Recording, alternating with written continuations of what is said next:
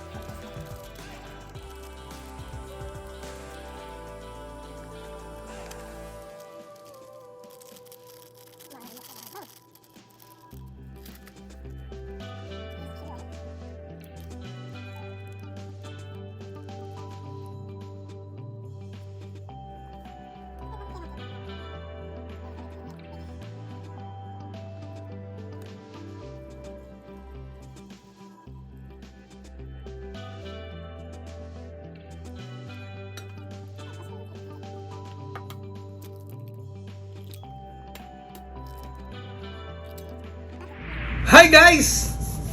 This is Secret Food Diary. Ito na naman. It's been a long time we haven't vlog. So, tingnan natin itong Tantan Men Ramen with chili oil. Nilagyan ko ng 2 itlog para matikman lang natin. Ito siya. Buksan na natin. Wow. Okay. Naluto, oh. Naluto yung itlog na nandoon. Sige. Okay. Meron akong tinuro dito, pero gagamitan ko ng pamatay kong chopstick. Itong chopstick na to ay regalo sa akin. Regalo sa akin ng yumawa ng aking tiya. Yan siya. Wow. It's a Japanese chopstick.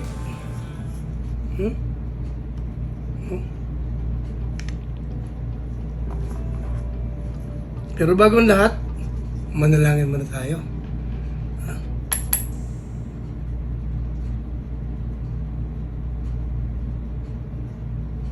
Amen. Okay. Naka-shades ako kasi maliwanag eh. Maliwanag ang mga lighties natin.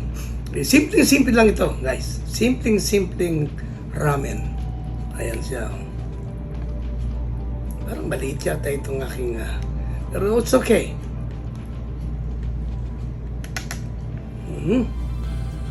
Pinitlog, oh. Oh, naluto.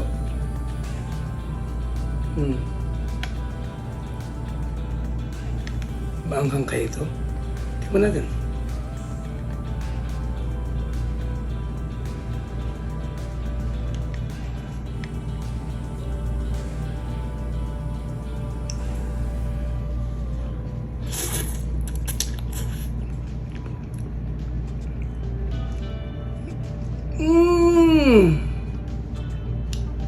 Oh my God!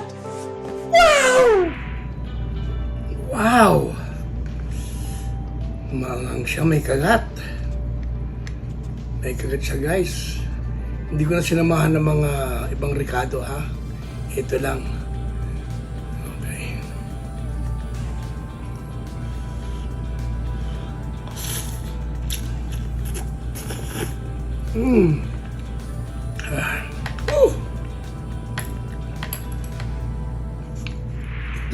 Itlog lang ang katapat. 2 itlog. Yun lang yan.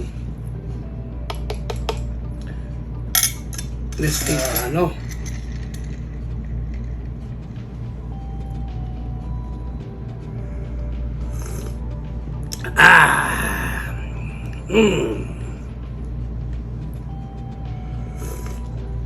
Woo! Talagang kumakagat siya. Maganda to sa mga may sipon, may mga allergy. Ayan. Kumain kayo ng mga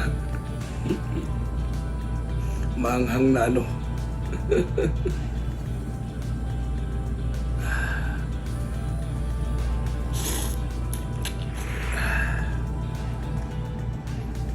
Diba? Bago natin tikman ng itlog. I just want to thank all the excuse me, subscribers, lahat sa inyo dyan, to make it possible for me to get us to 86.9. Ayan. Sana all. So, or 86 point something. Going on 100 na tayo, pero hindi ako nagmamadali. Okay? Ang galing! Ang galing!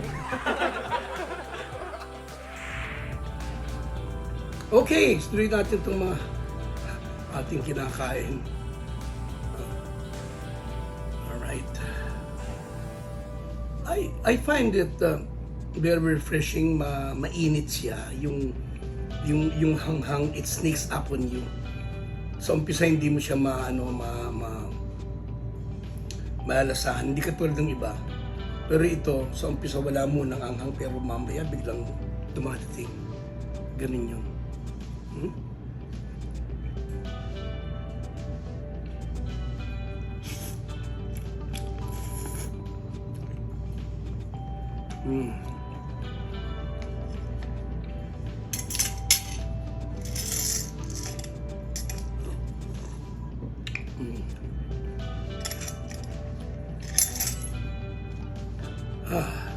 Pa isang itlog. Alright, it's for you guys.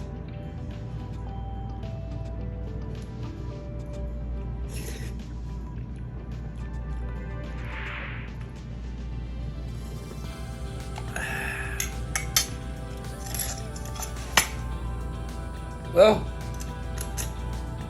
napakalinamnam. It's very refreshing, it's very good, very tasty. Huwag mong subukan. Masisira ang buhay mo. Very exciting dish. Snacks, wherever you go. Dalhin nyo kahit saan, basta meron kayong hot water. Pakuluan nyo lang. If it's not enough, if you're home, put in the microwave for a couple of minutes. Alright? So, thank you again. It's been a long time. If you haven't subscribed, please do subscribe. Please like and share and put comments down below. And remember, God makes all things possible.